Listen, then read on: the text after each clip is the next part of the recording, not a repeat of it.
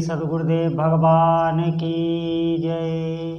श्री सीताराम भगवान की जय। श्री राधा वल्लभ लाल की जय। श्री राधा रमण लाल की जय। सभी दर्शकों और भक्तों को कोटि कोटि प्रणाम। सबको प्रेम भरा जय जय श्री राधे। आज हम बहुत महत्वपूर्ण विषय पर चर्चा करेंगे और आपको युक्ति बताएंगे कि हम भक्ति तो करते हैं, शुरुआत में भक्ति करते हैं, हमारा मन भी लगता है, भक्ति में आगे बढ़ते हैं, हमारे साथ दिव्य दिव्य अनुभव भी होते हैं। उसके बाद क्या होता है, हमारा उत्साह धीरे धीरे कम होने लगता है, हमारे भी अनुभव भी कम होने लगते हैं, धीरे धीरे अनुभव बिल्कुल होना बंद हो जाते हैं, हमारा उत्साह भी कम हो जाता है। ये क्यों होता है? आपने कभी भी इस पे ध्यान नहीं दिया हो। इसके प्रधान दो कारण हैं। हमारी भक्ति में हम क्यों गिर जाते हैं? हम पहले तो भक्ति, अक्सर लोगों का यही प्रश्न होता है कि पहले भक्ति खूब करते थे, पहले बहुत अच्छे अच्छे अनुभव होते थे, लेकिन अब ऐसा नहीं होता, अब उन्होंने भक्ति छोड़ दी। अरे आप समझें, भक्ति कभी छोड़ी जाती है? आपने भक्ति की ही नहीं थी। अगर आप भक्ति करें तो भक्ति कभी छूटती नहीं है।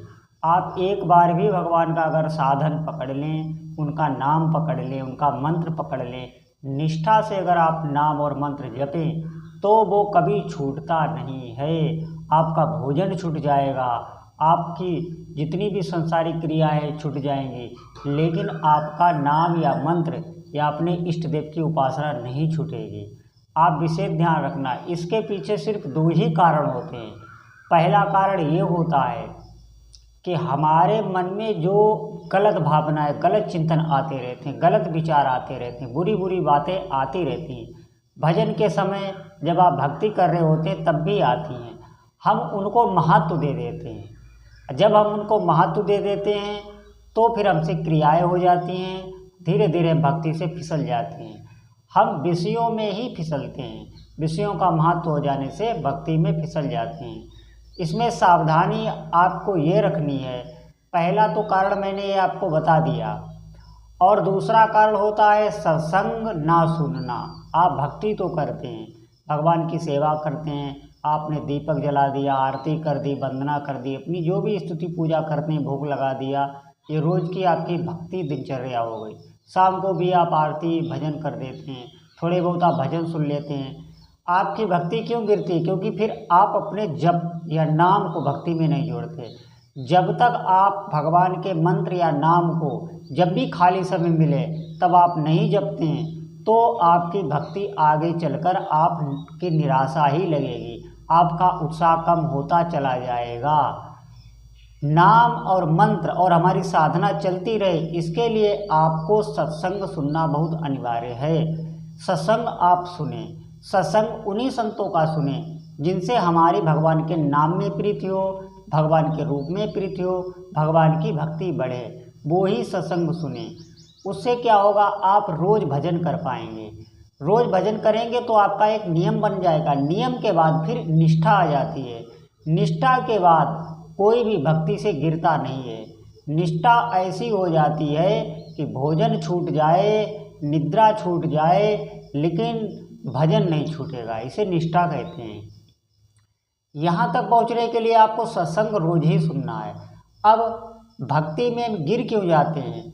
हमारे मन में जो गलत विचार आते हैं, हमारे मन में तरह तरह की गंदी बातें आती हैं, उनसे हम घबरा जाते हैं। क्यों घबरा जाते हैं? क्योंकि हम सोचते हैं हमारे अंदर हैं। अरे वो आपके अंदर नहीं है। ऐसा कोई भी साधक नहीं है, ऐसा कोई भी संत नहीं है, ऐसा कोई भी नहीं होता है जिसके अंदर ये चीज़ें आती ना हो। बस वो इससे अलग हटके सोचते हैं। वो अपने में ना सोचकर मन में सोचते हैं कि मेरा मन ये सोच रहा है, तो उस मन से वो अलग हट जाते हैं, तुरंत ही अपने को अलग कर लेते हैं। ये युक्ति आपको भी अपनानी होगी। अगर आपके अंदर गलत बातें आती, गलत विचार आती हैं, तो आप उसको देखें, उसमें कोई रुचि ना लें। वो विचार आने दें, जाने दें, उससे कोई मतलब ना रखें। वो आपके हृदय में ज़्यादा देर टिकेंगे नहीं, चले जाएंगे।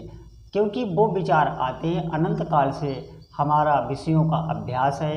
बार बार ये मन हमें गिरा देता है, इंद्रियां गिरा देती हैं, लेकिन आप घबराना नहीं। आप कितना भी गिर जाए, आप विवश होकर आपका मन आपको गलत कार्य करा देता है, गलत आदतें पड़ जाती हैं, गंदी आदतें पड़ जाती हैं, उसमें बार बार आप अगर फिसल जाते हैं तो घबराने की कोई बात नहीं है। भगवान सब इन चीज़ों को नहीं देखते, वो ये देखते हैं कि आप विषय प्रिय है कि भगवान की भक्ति प्रिय। अगर आप मन में हर्ष के साथ ये चीज़ करते हैं, आपके अंदर कोई ग्लानि नहीं है, तो फिर भगवान आपसे विमुख हो जाते हैं, क्योंकि वो जान जाते हैं ये मुझको नहीं चाहता, विषयों को चाहता है।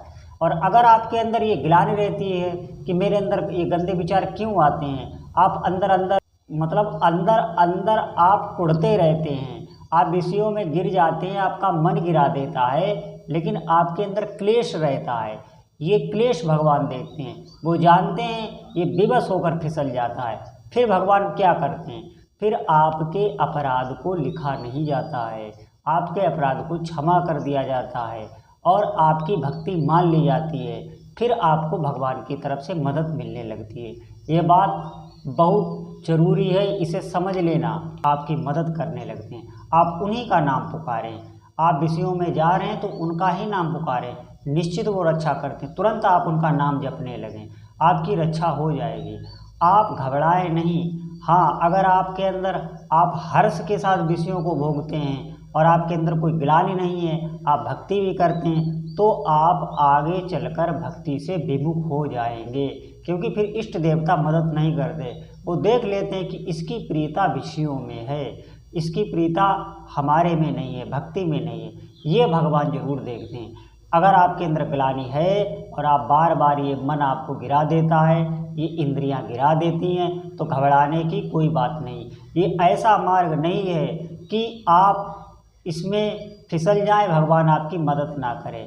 हाँ, आप सच्चाई से चल रहे हैं, फिसल जाते हैं, तो वो भगवान नहीं देखते, वो आपको ऊपर उठाते ही रहते हैं और धीरे धीरे आप उसी चरम अवस्था पर पहुंच जाते हैं जहाँ बड़े बड़े सिद्ध साधक हैं। निश्चित आप विश्वास करें, आप भक्ति में चलें, घबराएं बिल्कुल नहीं। ये इंद्रियां, ये मन, ये बहुत जन्मों से इनका विषयों का अभ्यास होता है और ये हमारे साथ ही बांधे गए हैं, अनंत जन्मों से बांधे गए हैं। आप इनसे घबराएं नहीं। ये बार बार आपको गिराने की कोशिश करेगा, भजन से हटाने की कोशिश करेगा, लेकिन आप डटे रहें। डटे आप तभी रहेंगे जब आप नित्य सत्संग सुनेंगे, क्योंकि सत्संग से हमें वो युक्ति मिलती है जिससे हम भजन में आगे बढ़ पाते हैं, हमें रोज़ नया उत्साह मिलता है। और जब आप भजन करते रहेंगे, फिर आपके अंदर सामर्थ्य आने लगेगी, ऐसी अलौकिक सामर्थ्य आने लगेगी कि आप अपनी तो बात छोड़ो, दूसरों को पवित्र करने वाले हो जाएंगे। अपने संकटों की तो बात छोड़ो, दूसरे को संकट हरने की आप में सामर्थ्य आ जाएगी। निश्चित आप विश्वास करें इस बात पर, बहुत सामर्थ्य है भक्ति पर।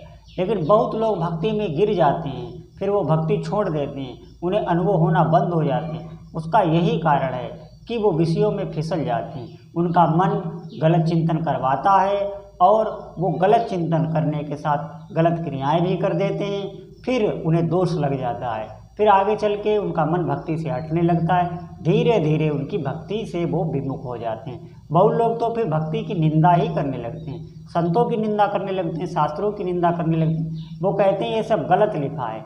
ऐसा बिल्कुल नहीं है, गलती आपने की है, विषयों में आप गए हैं, भक्ति आपने छोड़ी है, फिर भजन आपकी मदद नहीं करता। भजन मदद कब करता है? जब आप विषयों को नहीं चाहते हैं, लेकिन फिर भी आप अपने स्वभाववश आपका मन आपको गिरा देता है, लेकिन आप भजन करना ही चाहते हैं, आप भी अच्छे से भजन में चलना चाहते हैं, लेकिन बार बार मन आपको गंदी चीज़ों में गिरा देता है। फिर भगवान, फिर आपके इष्ट देवता आपकी मदद करते हैं। आप बिल्कुल निर्भय रहें, कोई दिक्कत नहीं, आप भक्ति में आगे बढ़ते चले जाएंगे। लेकिन अगर आपके अंदर ग्लानि नहीं है, आपको हर्ष होता है, तो फिर आप भक्ति से हट जाएंगे। ये विशेष बात है। और भक्ति में वो नहीं गिरेगा जो नित्य सत्संग सुनेगा, क्योंकि सत्संग से ही हमें ये युक्तियाँ मालूम होती हैं, सत्संग में ही ये बहुत सूक्ष्म बातें हमें मालूम होती हैं, जिससे हम जान पाते हैं, फिर हम घबराते नहीं हैं। हमें लगता है आज के सत्संग के बाद आपके अंदर ये भ्रांति मिट जाएगी और आप भक्ति करेंगे। बार बार मन आपका धोखा दे, आपको कोई भी अनुभव नहीं हो रहा है, लेकिन आप रोज़ नए उत्साह के साथ कम से कम उतनी माला तो करते रहें जितनी आप रोज़ करते हैं। अगर भक्ति में आपको अनुभव होना बंद हो गए हैं तो आप क्या करें, अब आप जितनी भी भक्ति करते हैं उतनी भक्ति आपका मन हजम कर चुका है। अब आपको डोज बढ़ानी चाहिए, माला बढ़ानी चाहिए, उपासना बढ़ानी चाहिए, फिर आपको अनुभव होने लगेंगी। ये बात मेरी ध्यान रखना। अगर आपको अनुभव होना बंद हो गए हैं तो आप अपनी माला बढ़ाएं, उपासना बढ़ाएं, क्योंकि आपका मन जितनी आप भक्ति करते हैं उतनी हजम कर चुका है, तभी आपको अनुभव नहीं होते हैं। आप उसको बढ़ाएं तो फिर आपको अनुभव होने लगेंगे। ये मेरी बात याद रखना और भगवान से प्रार्थना है कि आपकी भक्ति बढ़े। आप जितना भी मंत्र जप करेंगे, जितने भी ये मैंने मंत्र पिछले बताए हैं, बहुत ही दिव्य हैं, सब सर्व समर्थशाली हैं, शक्तिशाली हैं।